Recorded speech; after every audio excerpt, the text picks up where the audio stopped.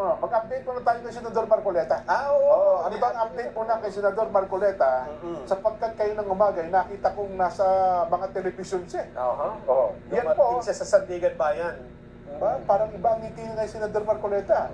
Ipakita mo nga ulit, direct, yung kanyang ngiti. Siya ay binasahan ng sakdal. Arraignment. Ayun, arraignment po. Arraignment. Doon sa, kasama niya yung espiritu ito, no? Espiritu, pero nakikita natin. Apelido po yung espiritu. Ay, tama. Basahin mo nga kasi meron tayong gagawing paglilinaw eh. Dahil yung iba eh, na-confuse eh. Ano nun? Oo. Yan. Naghain po si Senator Rodante Marcoleta ng not guilty plea Yan. sa mga kasong plunder at paglabag po sa presidential decree na nagbabawal sa mga opisyal ng gobyerno na tumanggap ng mga regalo. Doon muna Yan. tayo. Kasi nung mabasa ito nung iba, siguro sa katuwaan nila o kasayahan, ay sinabi na nila na, oy, not guilty Not na. guilty. Not guilty, walang kasalanan. Pinawalang sana po. Hindi pa. Hindi po. Ang ibig lang sabihin nito, binasa yung kaso. Ikaw ay ganito, ay meron ka Pinapatangan ka ng ganito, tumanggap ka ng 75 million, ganyan. Ano ang masasabi mo? Ikaw ba'y may kasalanan o wala? Not guilty po, Your Honor. Yung sinabi mo na ikaw ay wala kasalanan. Yan. Kasi kahit na hindi ka sumagot dyan, Pag hindi ka sumagot, ang hukom mo sasagot, nasasabing not guilty rin sa sabi mo. paplaso. Ayun. Pagkatapos nun, ay magkakaroon na po ng trial proper. Trial. Kasama po ang kanyang kapwa-akusado na si Joseph Espiritu. Kaya pala kayo nasa bigla ko naalala, pagdating ko sa makeup room kanina, sabi nung ating mga kasama, laya na pala si Senador Marcoleta na wala na napawalang sala na Napswelto pala. daw, napswelto. Napag-isip ko talaga nga, pawalang sala. Yun ngayon narinig ko. Kaya sabi ko, ito yun.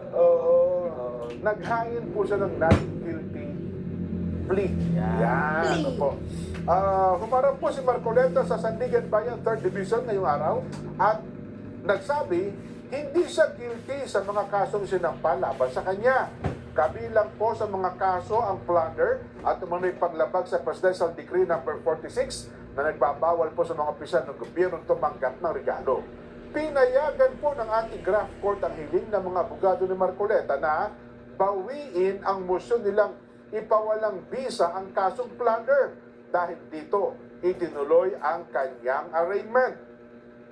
Ang iba pa niyang kapwa-akusado sina dating Congressman Mike Defensor at ang representing si Aristotle Biray ay naghain din po. Nauna nito naghain ng not guilty plea sa mga kasong plunder noon pong July 15.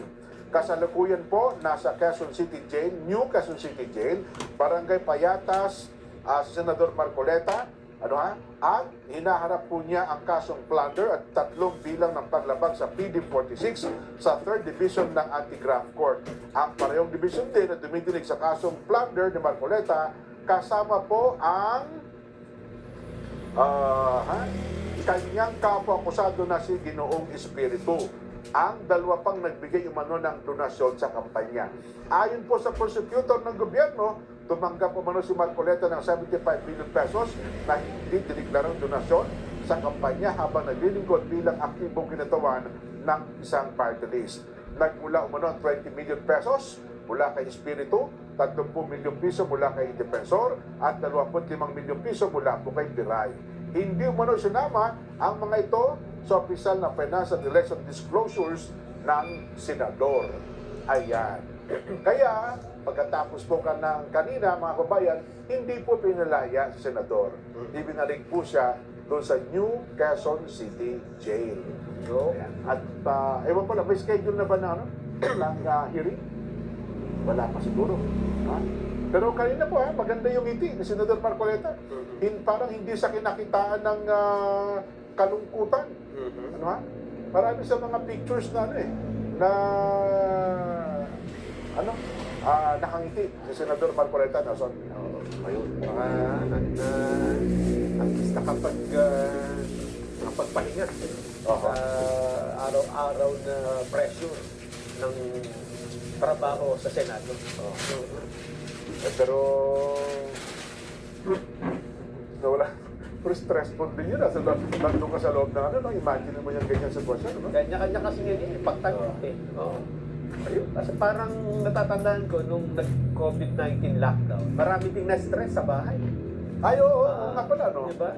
Nasa loob ng bahay kasi Parang- nandun ka na, hindi ka na makalabas. Eh. Simula, ang sarap, di ba? Oo. Kasi lagi kang bakasyon. Pero nung Oo. matagal-tagal na, hindi ka parang nakaka-stress, di ba? O, saka hindi ka makabili pagkain, bawal din lumabas. Wala kang pagkain. Oo. Oo. Ayun. Well, tingnan natin, ano ha? Ako, umaasa, Nelson, ano? Isang araw ay makikita nating bahagi na po ng impeachment trial si Senador Dante Marcoleta. Nag-submit siya ng manifestation ba yun? Motion. Motion? Oo. Na sila ay payagan bumoto sa impeachment trial. Dalawang sila ni Jinggoy. Bumoto lang ba sinasabi? O talagang mag-participate? Pagboto. Wala ba siyang motion na i-house arrest o hospital arrest na lamang? Dito sa kanyang edad na 70. Wala. Sa 29 kasi ay birthday ni Senador Marcoleta. Miyerkules siya natapat. Oo.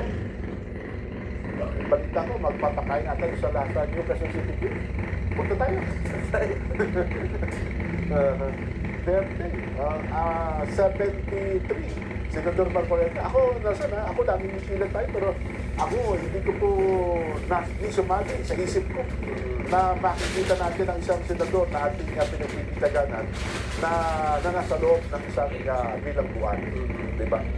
Alam naman natin na siya ay laging ang binabanggit sa atin, sumunod tayo sa batas. Yes. Batas ang dapat nating sundin. Kasi kung hindi tayo susunod sa batas, walang mangyayari sa bansa natin. Totoo. Yeah. Ang naging nanganan daw, Senador Marcoleta, ay naging sunod siya ng tono-tono sa batas. At naging transparent siya, Nelson. Kaya, ewan ko lamang, sa susunod na eleksyon, wala nang magdideklara ng tama doon sa kanilang mga campaign contributions, Nelson. Kasi pwede na pala Oo. gawing kaso. Sapagkat kapag ikaw ay naging transparent pala dyan, ay kakasuhan ka sa Sandigan Bayan. Ako po, depende. No? Sa Comelec, pwede ka pa walang sali. Depende kung sino kakampi mo dyan. Ayun na nga lang. Hindi naman lang Weather. kinakasuhan. Weather lang yan.